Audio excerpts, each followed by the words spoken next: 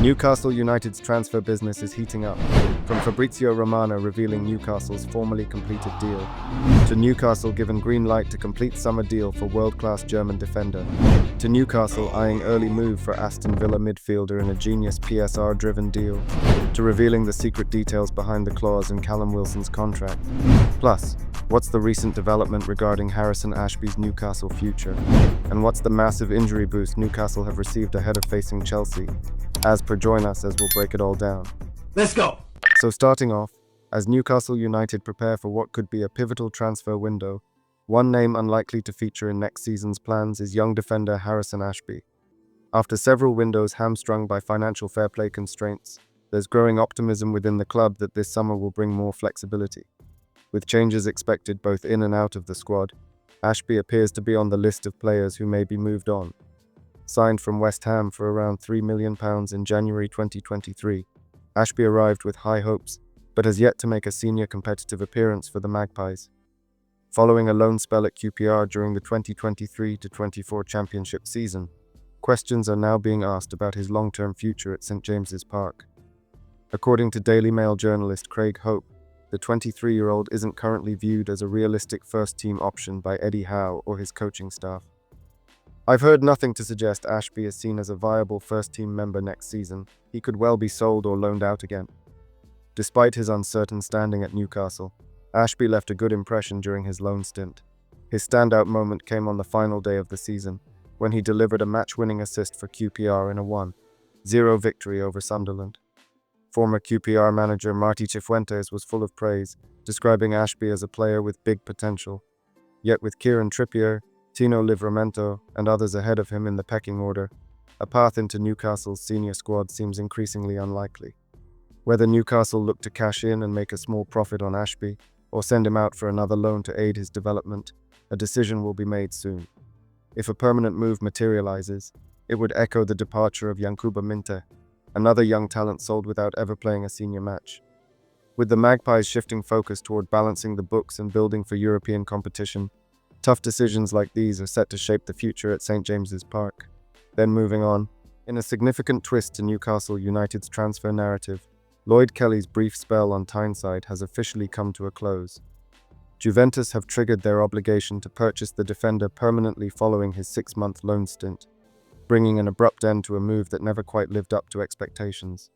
Kelly, who signed a long-term contract with Newcastle only to seek a swift departure, struggled to settle into Eddie Howe's system. His decision to move abroad raised eyebrows, and his early days in Italy were far from smooth. A shaky debut drew criticism from the Italian press, and his Champions League outing against PSV Eindhoven saw him face off against Newcastle-linked Johan Bakayoko, but he couldn't prevent Juventus from exiting the competition. Despite the rocky start, a managerial change in March, when Igor Tudor replaced Thiago Motta, marked a turning point for the 26-year-old. Kelly's performances improved, and speculation of a permanent move grew louder. That speculation has now turned into certainty, as Juventus have confirmed his full transfer. From Newcastle's perspective, Kelly's departure has both tactical and financial implications. The club will now need to intensify their search for a new centre-back, particularly someone to cover the right-sided role left vulnerable by Fabian Schär's aging legs. While Sven Botman is earmarked as Dan Burns' long-term successor, defensive reinforcements are clearly needed. However, the sale brings a silver lining. As transfer expert Fabrizio Romano said, Juventus' confirm obligation to buy clause for Lloyd Kelly has now been activated for €17.5 million with add-ons. It was always a permanent move planned with no chance of return to Newcastle, but now formally completed. As such, Newcastle will receive approximately €17.5 million or £14.8 million from the deal, a welcome boost to the club's summer transfer funds. Even more importantly, as Kelly was a free signing, the profit goes straight into the books under the Premier League's profit and sustainability rules. Surely we should quick to voice our approval of how the deal was handled. We should hail sporting director Paul Mitchell for turning an underwhelming signing into a lucrative exit. While Kelly's chapter at St James's Park ends without fanfare, the club's ability to pivot and profit highlights a shrewdness behind the scenes that could define their summer strategy. So with defensive reinforcements high on the agenda this summer, Newcastle United may have just been handed a golden opportunity in the free transfer market, one that could prove both financially savvy and tactically crucial. Obviously, the Magpies are in the hunt for a new centre-back to strengthen their aging and injury-hit backline. Sven Botman has endured 2 disrupted seasons, while veterans Dan Burn, Fabian Schär, and Jamal Lascelles are all well into their 30s. For a club with ambitions of returning to the Champions League, upgrading this area of the squad is essential. While names like Jarell Quansah and Marc Guehi have been linked, with Fabrizio Romano recently speaking on his Here We Go podcast, actually doubling down on Newcastle's interest in signing Guehi ahead of the summer transfer window, stating, "Newcastle's interest remains, so Newcastle will be in the race to sign Marc Guehi in the summer transfer window for sure." However, a new name has entered the conversation, and it could be a coup. Newcastle have reportedly been offered the chance to sign Jonathan Tah, with his profile sent to the club's recruitment team ahead of the transfer window. The Bayer Leverkusen defender is set to become a free agent this summer after refusing a contract extension. His availability has sparked interest across Europe, including from Premier League heavyweights like Manchester United and Liverpool. But with Newcastle monitoring the situation closely, as reported by Sky Sports News, there is belief the Magpies could be a serious contender. Tah has been a cornerstone of Leverkusen's Bundesliga winning campaign and earned glowing praise this season, with Liverpool boss Arne Slot describing him as one of the best defenders in Germany, maybe the best. At 28, Tah brings experience, physicality, and reliability. He has made 31 league appearances this season, contributing 3 goals and helping his team to 8 clean sheets. From a tactical standpoint, he's exactly what Newcastle need, a natural right-sided centre-back, where the club lacks depth. Despite being very fast and agile for his size, Tah is very dominant in aerial duels, winning 76% of them, composed in recovery, averaging 4.9 ball recoveries per game, and rarely caught out of position. He also contributes 4.5 clearances and 1.1 interceptions per match, demonstrating his strong positional awareness and defensive instincts. Securing Tah on a free transfer would be a masterstroke by sporting director Paul Mitchell, who could then redirect funds toward other key areas like a new goalkeeper or right winger. Tah's arrival would tick both boxes, raise the squad's ceiling and preserve budget flexibility. However, competition will be fierce. Champions League qualification could be a deciding factor in swaying the German international to St James's Park. If Newcastle can secure a top 4 finish, it may just tip the scales in their favour. Jonathan Tah represents more than just a market opportunity. He's a tailor-made solution to one of Newcastle's most pressing problems. Proven, consistent and available without a transfer fee, he could be the summer's smartest signing, if the Magpies can get there first.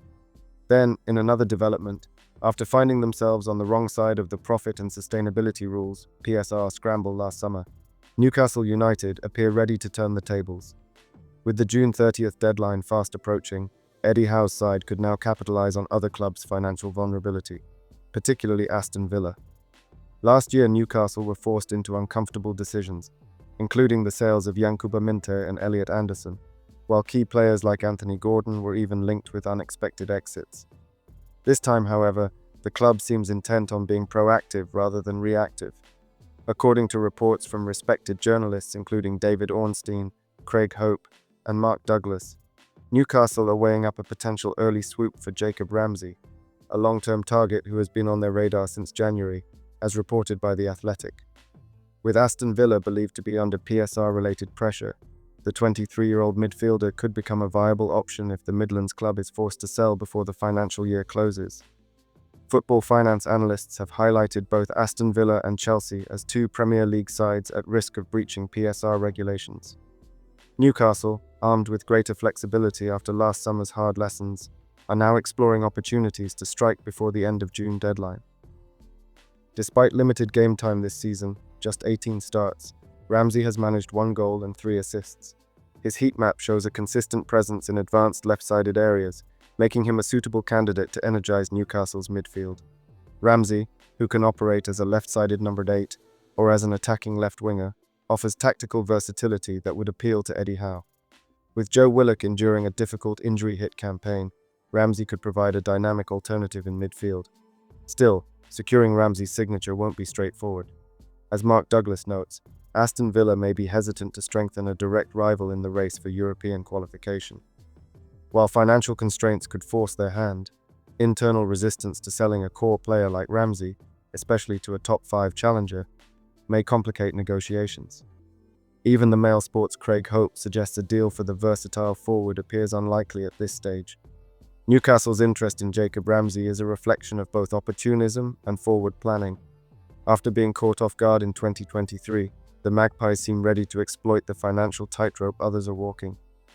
If Villa's hand is forced, Ramsey could emerge as a shrewd addition, offering both youth and Premier League experience in a position Newcastle are eager to strengthen. Then, with Sandro Tonali lacking backup in the central defensive midfield role, Newcastle United are reportedly making a concerted push to sign highly rated midfielder Ibrahima Sory Bangoura from Belgian outfit KRC Genk, as preparations intensify ahead of a demanding 2025 campaign that could include Champions League football. The 22-year-old Guinean international has emerged as a prime target for the Magpies, with club scouts having monitored him closely throughout the season. Sources indicate that Newcastle are keen to accelerate negotiations to secure Bangoura's signature before other suitors enter the fray. Bangoura's stock has risen swiftly, largely due to his standout performances in the Belgian Pro League.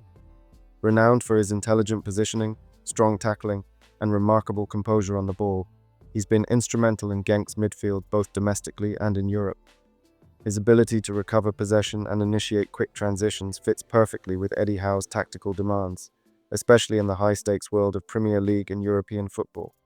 Statistically, Bangoura has posted elite defensive numbers this season: 1.1 interceptions per game, 2.2 tackles per match, 4.1 ball recoveries per game, and rarely being dribbled past with 0.5 rate per game. He also has some very impressive passing statistics too, bringing in a 91% pass accuracy with 80% completion on long passes. Such metrics underline his reliability in a holding role and suggest he's capable of adapting to the physicality and pace of the Premier League. While Bangoura is reportedly valued at around £6 million, Genk are expected to hold out for closer to £15 million, a figure Newcastle are said to be willing to meet. Despite early rumours of a release clause, Genk's sporting director Dimitri de Conde clarified that no formal buyout clause exists, but added that a substantial offer would be seriously considered. There is no release clause, but an offer over €15 million would be considered, de Conde stated, hinting that the Belgian side is open to cashing in on their star while his market value is on the rise. Bangoura's name has come up at a time when Eddie Howe is prioritizing midfield reinforcements, particularly for the defensive role. With fixtures set to pile up next season, and ongoing concerns around the durability of current midfield options, Bangoura offers both short-term cover and long-term upside. His flexibility to play as a lone pivot or part of a double pivot gives Newcastle options as they look to balance Premier League ambition with European aspirations. His maturity on the pitch belies his age, and he could offer the kind of tactical balance and control the side occasionally lacked last season. Negotiations are expected to progress in the coming weeks, with both clubs reportedly optimistic about reaching a deal. If completed, Bangoura's arrival could be one of the smartest acquisitions of the window, a move that strengthens Newcastle's core while aligning with their broader recruitment model of investing in high-ceiling talent. Then, the future of Callum Wilson at Newcastle United is hanging in the balance, with May potentially marking the beginning of the end for the long-serving striker. Since arriving from Bournemouth in 2020, Wilson has been a reliable source of goals for the Magpies. His Premier League experience and clinical finishing have often been invaluable, but his frequent injury absences have consistently clouded his long-term viability. Now 33, Wilson finds himself behind Alexander Isak in the attacking hierarchy. With his contract set to expire at the end of the season, the question looms large: will he stay or go? According to the Daily Mail's Craig Hope, Wilson's contract includes a performance-related clause, an automatic extension tied to a specific number of appearances.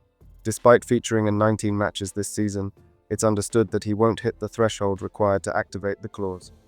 This development may signal Newcastle's intention to part ways, unless a new agreement can be negotiated on fresh terms.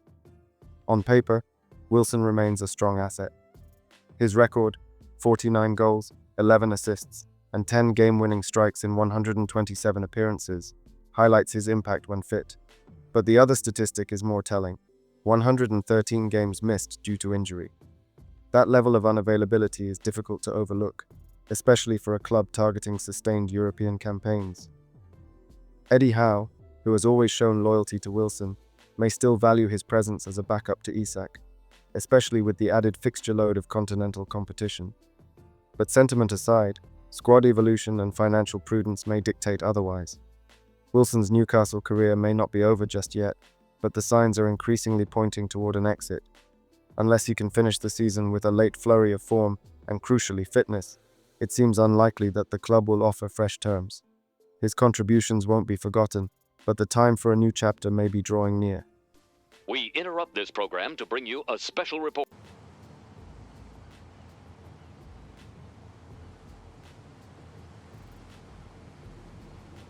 Seriously?